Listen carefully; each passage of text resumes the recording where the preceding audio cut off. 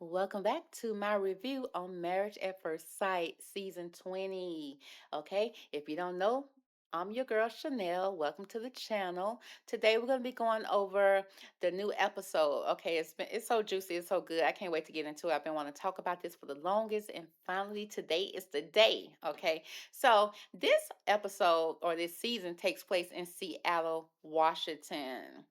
Now, first, I want to go ahead and introduce you to the matchmakers, which is very important. We have Lisa, Paz, Dr. Lisa, baby, to be exact. Now, she is a marriage and sex therapist.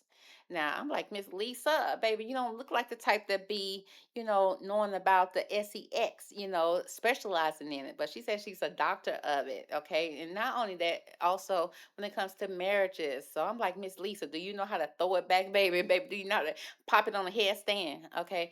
Maybe, maybe not. But the point is, she said that she knows what it takes to have a successful marriage, and she knows that sex is part of that. So she said that she's going to be able to help the couples with that, and so we're going to see how she's going to be, working her magic when it comes to that. We also have Paul Brunson. Okay, now Mr. Paul, baby, Mr. Paul gets at the men. Okay, he points out all the red flags, he calls them out instantly. Girl, he been kind of like upsetting the man's, baby, ruffling they little feathers big time. But Paul don't care. Paul don't care, but the men be acting like they want to jump over the table at Paul, and it seems like Paul stay on ready.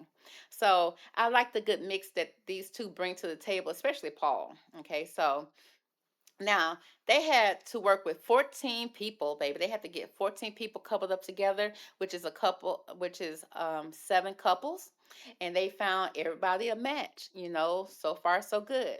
And so the show started off with a men's bachelor party and a bachelorette party for the women.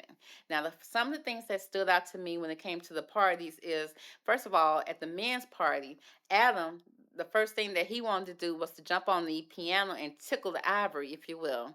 And he was doing a lot of bragging when it came to his lifestyle. Now, when it came to Adam, for the most part, he seemed like the all American type of guy that most women would go for. He's 6'5", he's tall, handsome type of man, and again, he's a data analyst. He's 31 years old, so it seemed like he's making the money, and just the ideal bachelor you know.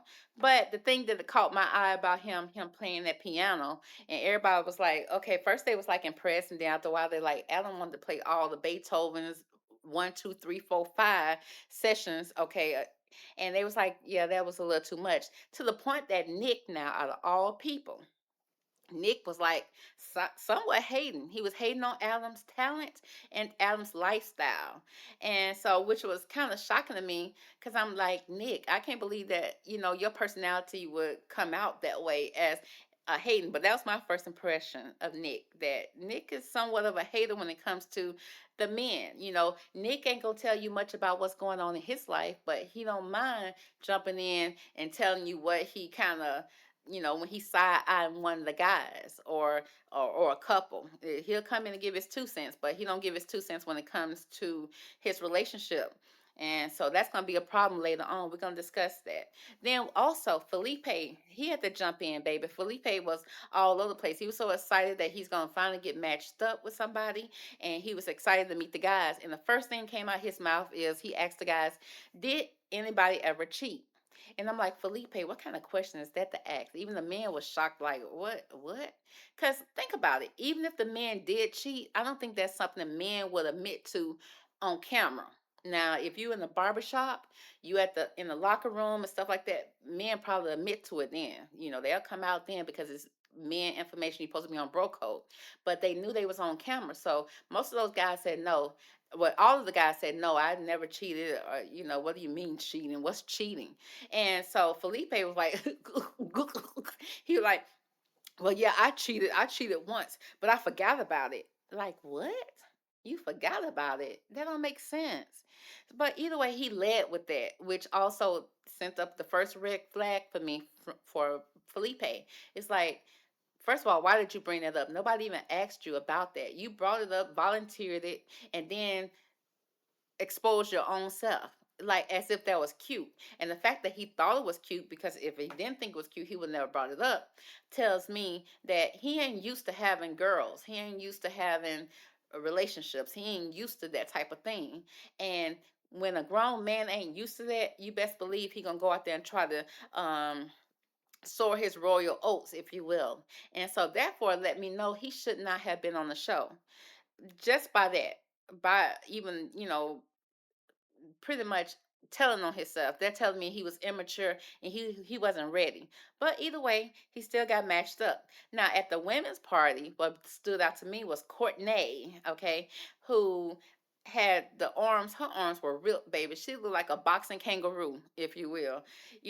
She a cute girl, but again, her body was just built up like she's a bodybuilder. And it's just like, girl, why you that ripped? What's the point of all that rippedness for a woman, for a little girl, you know? Now she a woman, I don't mean little girl like that, but she just a little petite little woman. So to be ripped up like that was just way too much for my eyesight. And I just didn't understand it. But the thing about it is, she said that she didn't want a man who was muscular like that. So I guess she wanted to be the man, the macho man in the relationship, which sent up another red flag to me. So it's like, for you to be ripped like that, if I was ripped like her, I would definitely want a Hulk Hogan or a Brock Lesnar type of dude to make me feel petite. But for some reason, she said she didn't want that.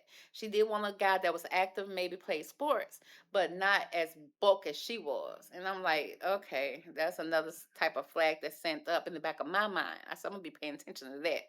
And that's really gonna come into place later on when we're discussing her connection. And then also, what also sent up a flag to me was Miss Marissa. She said she loves some shots, baby. She loved to take a shot. Now, ain't nothing wrong with taking a shot every once in a while, but she took shots before her wedding. She took shots. She would just always just shot queen. And I'm like, are you really ready for marriage, girl? Because most people who get married, most men who marry women, they're not looking for a woman that's going to be at the bar taking shots and then taking so many shots that, eventually, if you're taking straight shots, you ain't even drinking mixed drinks like most women would drink mixed drinks. You're drinking shots. Are you going to remember the night? So she gave out party girl, which may or may not be who she really is, at least from what we've seen on the show, but that's just what I saw at the beginning. Now, the first couple that started off that was coupled up and matched up with was, again, Adam and Marissa. Adam is 31 years old, Marissa is 30. They 1 year apart.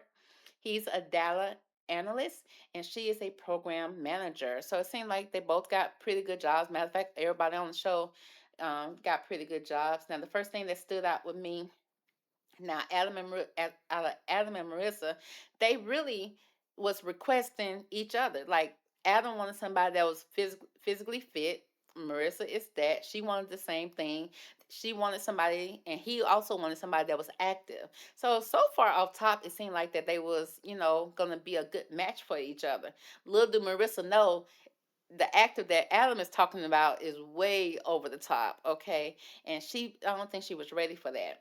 But either way, go. She had a nice body, which means she worked out. She stayed active in the normal sense, but Adam was requesting something way more than that. But we didn't know that at the time. So either way, but again, Adam is 6'5". He rich from what we see now. Listen, he live on the water and he has a cabin that he owns. Now, when he took her back to the cabin, I noticed that on the cabin it had a blue tarp on the top of the house. And I'm like, Adam, if you rich and you a data analyst and you making money, why is the roof not complete? Why is the roof got holes? What's going on with the roof? And now I'm starting to think, is Rich in the room with us, baby? Is Rich even anywhere on the scene when it comes to Adam's lifestyle? We're just assuming he's not coming across as rich, because when you see later on in the episodes, he's gonna be wearing thrift store items. He's gonna still be having the Goodwill tag connected to some of them. He's very flashy and not in a good way when it comes to his clothing and styling. He said that he wanted to, instead of driving his car, he said he got a car, but he said he want to drive his jet skis everywhere he go. And it's like, Adam, how you gonna drive the jet skis over there to the fancy restaurants or to the Walmart, to the Dollar General, to all those places like that? You can't drive them over there. But Adam said he is, which means Adam ain't planning on leaving the cabin. He leave with the cabin, and he want to stay at the cabin. Now, what Mr. Brunson asked Adam to do. He asked him to when was the last time a girl was at your house or at the cabin? And had to think back, and he was like, well, yeah, it was this one girl who came over and stuff like that. And he was like, well, I'm gonna need you to call her and tell her that you're doing a show. Adam didn't want to do it. He was like, well, I don't see how that's sufficient or beneficial. He was like, well, yeah, it's just getting you prepared to do the show. So Adam called the girl, and it was a quick call, and the girl was like, she was so nonchalant, but you could tell she had an attitude, and she did not want to hear that, because she was like, okay, whatever, move on.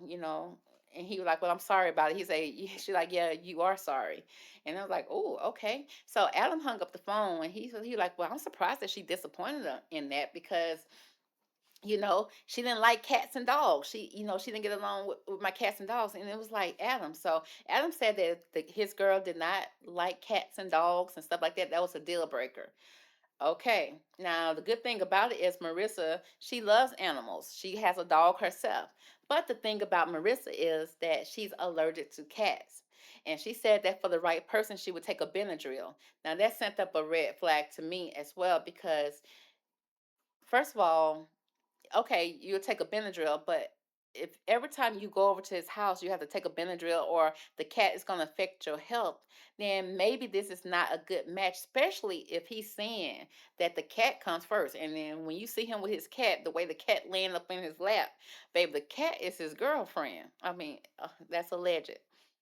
Because the cat just laying up like she that girl. I'm like, baby, she the only pussy he needs.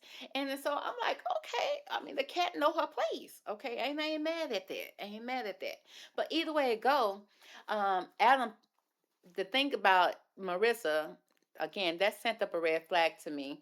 And plus, the thing is with Marissa, she's also estranged from her father, which tells me that that could also send up some type of issues, mental issues or abandonment issues or something like that when it comes to her father. Now, we're going to get into more details on why her and her father are not tight right now. But Adam moves on to his family, and it's the wedding day. And Adam is talking to his friends, and Adam's saying that his parents and or nobody's going to be at the wedding, nobody. And we were thinking, why? Do they got to work, or are they unable, or what's the issue? Well, Adam said that his parents are traveling in Iceland, and they won't be attending the wedding. His sister and his grandma didn't even come to support. They wasn't going to show up. And the thing about it is, Adam looked very sad and disappointed, even though he tried to act like it did not bother him. But I could see in his eyes that it did. And so I paid a lot of attention to that, because he acted like things don't bother him. But I feel like to the core of him, not having the support from his family was a big deal. It was definitely a big deal. And the fact is, we still to this day don't know if his parents know that he got married, that or anything. I mean, it's like, had they even called Adam? Do they even care? Well, maybe not. Because the thing about his parents is that they put him into different like pianos. He played the piano, and he also was in the Boy Scouts or something like that. And those were two things he was truly embarrassed about, but he was forced to do because of his parents. And his parents uh, seemed like the type, even though I didn't know him or meet him, and they didn't support him, and they didn't show up, they didn't call, they didn't write a letter, they didn't do nothing. And that's letting me know, off top, just from my speculation, is that his parents keep him busy so that they can keep their busy life, so they can keep on doing what they wanted to do. So it seemed like he had the type of parents that'll pay for boarding school, pay for all these activities so that he can stay busy and productive while they go and enjoy their life. And the two did not cross paths. That's what I'm seeing. That's what I'm picking up right now, because that don't make sense. Now, when it comes to Marissa and her father, um, they Dr. Brunson assumed that it could have been some cheating issues, the reason why she is not tight with her family or her so-called father, and it is because her father has mental issues, and because of his mental issues, he was pretty much a tyrant when it came to the family. So he came in with mental issues, and he just raised hell and raised sand when he came home, and I felt like that was traumatic to her. So both of them off top are already given there's issues right now when it comes to their family. Her father and his parents, okay, are not present at all when it comes to this wedding. Now, again, Marissa and Adam exchanged gifts. Now, Marissa opened up her gift from Adam, and guess what? It was a pickleball in there and some other unknown stuff that he set in there to kind of let her know who she was marrying, because, of course, they did not meet until the altar. And so she was like, "Oh, a pickleball and stuff like that." So she was like, she could just off top tell that he was active. So she didn't see anything bad about that. She said that as long as he wasn't expecting her to do hiking, she was fine with it. Now, Adam, he opened up her gift, and it was a book and a shot of liquor, aka a shot of Fireball. And so if you know Marissa, she loved her Fireball. Now he instead of now he was a little disappointed about the Fireball because he said he don't drink. He in his era of where he's not drinking right now. Not that he never drunk before, but because he said he was a frat boy, he went to college, he got his drinking on and did all that type of thing. But now he said he's not in that era right now. So that was somewhat of a red flag. But what really got him is the fact that she sent the book, and in the first page, it was supposed to be sentimental. She was saying that, this is the first day of our life. This is the first chapter, the first page. I already wrote it out for us, and then we're going to write the rest together. It's supposed to be sweet, but he saw it as she's the type that probably want to sit around on the beach, sit around at the house, and read a book all day. And he was not having it, baby. He did not want to have no intellectual type of conversation or relationship. He wanted her to put that book down and go jump on these jet skis. Now, but so that was concerning to me. It's like, but that's just she's just letting you know that you guys are starting a journey together, and you're gonna write a book together. This is the first chapter, but he didn't look deep into that like that. He was looking at it like, girl, put that book down and let's go. Now, Marissa' mom, Lynn, gave her diamonds to remind her how beautiful she is and their connection. And that showed that, even though she don't have a father there, her mother was there definitely to support her. So that was beautiful. Now, the sad thing is that she didn't have a father to invite. She wanted him to be there to walk her down the aisle. Not the father that she knew, but the father figure, the father, the fact that she didn't have her father to walk her down the aisle was sad to her.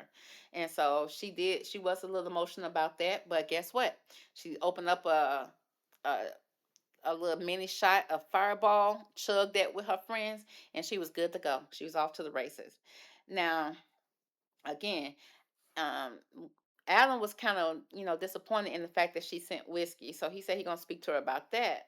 But he, at the same time, he still was kind of sad that his family was not there to be present to his wedding or anything. To the point is that his girlfriend now, I mean, so Alan didn't have a cousin, a uncle, a nobody at the wedding that could walk him down the aisle. To the point that his friend's girlfriend had to walk him down the aisle.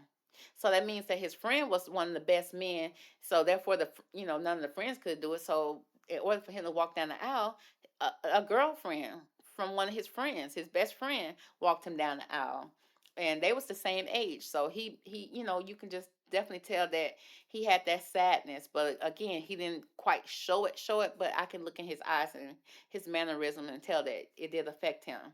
Now, Marissa is in the car with her mom, hoping her friends are not drunk and acting silly. Well, Marissa, that's too late, baby. The friends were definitely drunk, and they definitely was acting silly. They were laughing and kikiing at the man walking down the aisle, baby. They were snickling like a bunch of little middle school girls, baby. They were so there just being them, okay? But Marissa's like, what you expect, baby? Y'all took a shot, or two or three, before you even walked down the aisle. I never seen nobody take a shot before they in their wedding dress like that. Breath gonna be smelling like liquor at the altar. She didn't even care. But either way it go, she was in the car with her mom, having a conversation, and then also, um, And also she was she was wishing that she had another shot, even though she took enough. Now Marissa, as she was walking down the aisle, and he was turned around, they say like, Adam, you could turn around and meet your bride. As he turned around, Marissa realized she stopped in her track that she knew Adam already. Okay, so either they came from the same small town or whatever, or they both out there in the bars on the scene, but they had met before. And so that episode went off, and they started off with episode two. Now, when episode two came back, it said that, okay, she was walking down the aisle, she started to smile, and then, he turned around, he acknowledged her, and then he started talking like, oh my God, I know her already and stuff like that. I'm thinking that they about to call off the wedding. It's done. But either way it go, Adam said that they met at a bar. He said that they exchanged numbers, but they never went on a date, which means Adam never took in no type of incentive to even call the girl, to even try to reach out. He didn't even try to ask her on a date. He just said he saw a beautiful girl, asked for a number, and went on about his business. Did he even remember that he even got the number? 2 years later, they walking down the aisle together. So some would say that was fate, that they eventually, met up, or some saying that, the fact that he didn't call, rejection is protection. So we'll see, either way it go. Um, when it comes to them meeting and they continue to move forward with the wedding, I did notice that they was giving direct eye contact. They was looking directly in each other's eyes, which is a positive sign. They was very serious when it came to taking the vows, which is what you're supposed to do. But the other couples sometimes were laughing, being silly, kind of nervous, but they was very serious. They was both was serious. Adam was serious, and I guess since Adam was serious, and baby, I guess she had no choice but to be serious. She had that fireball in her system. But they also gave each other a kiss, and it's very much a kiss that you would give your wife and your husband when you take your vows and get married. So it was a nice kiss. Now, afterwards, he let her know that he was kind of concerned about the book. And, what did she mean by the book? And she was just explaining, like I told you, that she was like, I wrote the first chapter for us, or I wrote the first page, and we're going to write the rest of the book. He was like, oh, okay. And he said, and also she's like, did you take the shot? And he was like, no, because I don't drink. And then so she felt a little bit embarrassed. So at that point, it let me know that she at this point is now gonna kind of alter herself to kind of fit into his lifestyle. It's like this is setting a tone right now. Now, and he also let her know that his parents were not there at the wedding, and he was quite dismissive with it, as if it was not a big deal. Like, oh, my parents are not here. Okay, oh well, but it's okay. And then so, but I feel like this set the tone for their relationship. For sure, him being dismissive of his emotions, his feelings towards anything. Parents not being there was a big deal, but he acted like it wasn't. And it also set the tone for her to kind of like, kind of suppress some of things that she like about herself to kind of fit in with him. Now the next couple we have here is Tori and Felipe. Now again, Felipe already let us know that baby he a cheater. He a cheater, pumpkin eater. And so he wasn't ashamed of that. But he said, he's a changed man. So changed to the point that he said that he never looked this good. He never felt this good. He was never this fine. And I'm like, wait a minute now, Felipe. Is fine in the room with us right now? Baby, because I'm looking, not to be funny or something, but he just come across. And so what he pretty much was saying, and I picked up, is that he probably was a little overweight, probably didn't have the confidence that he needed to get girls, and therefore he didn't have many girls or many opportunity with girls. But now he said that he had Invisalign, baby. He over there brushing his hair better, got a barber and stuff like that. I guess working out a little bit. I mean, I still don't see no six pack or nothing like that. But hey, some people don't go for that type of stuff. And he just said he feeling good about himself. And now he's a restaurant manager.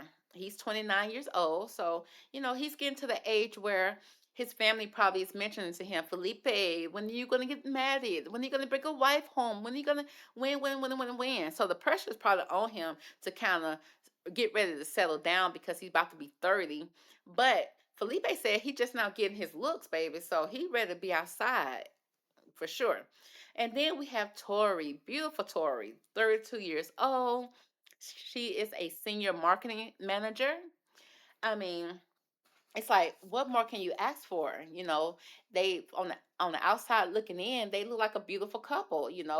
If she can if she see beauty in Felipe, which she did, then I feel like this is a good relationship. This is a good, a beautiful couple, right? So the thing about it is, when it comes to Tori and Felipe, Tori described Felipe to the T. She said she wanted somebody who was family oriented, who loved a party, loved hosting, and had dark features. AKA, that's Felipe. Because again, he has a strong family backing him up. His mother, his father, sister. He works at a family restaurant. I think it's his family's restaurant. They love a party, aka the restaurant, hosting restaurant. And then he has the dark feature with the dark hair. She said she grew up in a trailer park though, and she said she grew up on food stamps, so she led with that. So she said that she don't want to go back to that type of lifestyle. She want to make sure that she works hard and always going to take care of herself, so that she never have to go back to the trailer park, okay, or go apply for that EBT. And it was back in the day, if she said they was food stamps, honey, she didn't even have the EBT, baby. She said she was tearing them from the book. And I said, okay, girl, you went back. You been back. Now, the thing about her, because they was in a trailer park and, on food stamps, was telling me that, maybe the parents, didn't. The parents, I guess they couldn't be all that they could be, baby. And so she had to help raise her sister. And her sister was there, very proud of her. She was saying how, Tori is not just a sister to her, she's just like a mother to her. And she just wants the best for Tori. But the thing about it is, they didn't speak much about the parents at the time. Now, Felipe, he was partying all night into the morning.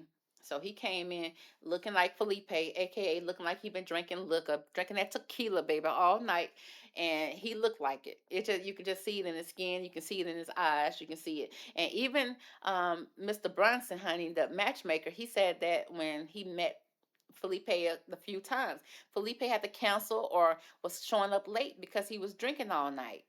And it's just like Felipe just very irresponsible. Off top, that's what we see. But the thing about Felipe, he have a very strong mother and a laid back father. So is that how the relationship gonna be with him and Tori? Maybe, maybe not. But Tori was afraid that her husband would, what I would say in parentheses, run away. She kept on saying it. She was like, "Do you think that She was asking everybody, "Is it? Will he run away? Is he still here?" It's like it's so. Tori clearly got some abandonment issues. That was a red flag that I saw with Tori, because she kept on talking about running away. Is he gonna run away? So they let me know that she does have abandonment issues. And then she even asked her stepfather, who walked her down the aisle. She was like, "Is it possible that he would run away?" And then the stepfather, hey baby, he didn't even give her no reassurance for real. He told her he said, "Yeah, it's a possibility." And that's all he said. Man of few words, baby. And then Tori like, okay, she just smiled.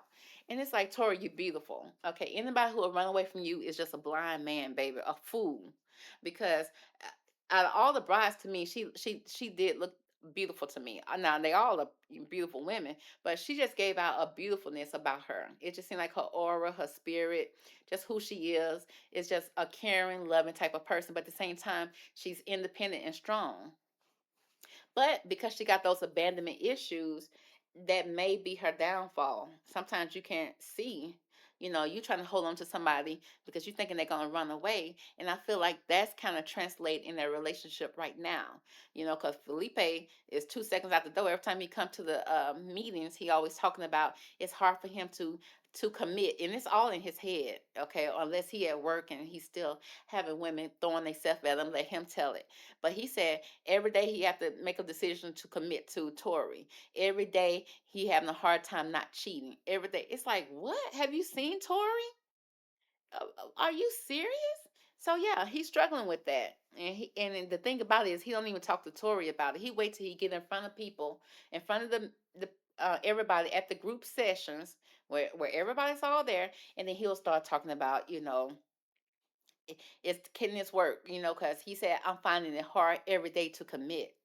And one of the guys just came out and said, like, how is it hard to commit to Tori? He like, you're not gonna find nobody better than Tori, so you might as well get over yourself. And I think that was the realest thing they could have told Felipe to snap him out of that tequila coma that he was in. Because it's like, yeah, you're not gonna get nobody better than Tori, so you need to just really snap out of it and get yourself together. And so, but then by the end of the session, he always says, well, yeah, I'm able to do this. I'm gonna do right. I'm gonna do better. Just for the next section to come, and he was like, "Oh, I'm having a hard time coming home at night." It's like, what? Baby, we tired of you, Felipe. We is really tired of you. Now, to think about Felipe, again, he got a mother that's very beautiful and supportive. That reminds me so much of Tori. So much of Tori.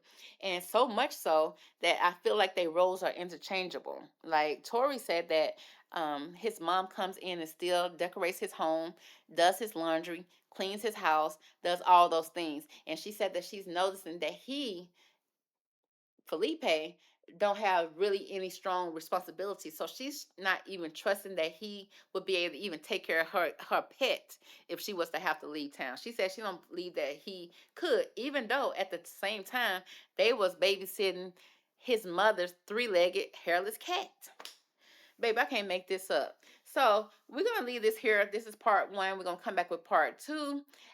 Make sure you stay tuned because we're gonna break down all the red flags, baby. Because this is right here is getting very interesting, and I just want to see what are the red flags that we are seeing at the beginning that still are happening right now. And sometimes you have to pay attention to those red flags immediately to protect yourself and to so that you won't be wasting time. Okay. So catch me on the next one, and I'll talk to you later. Bye.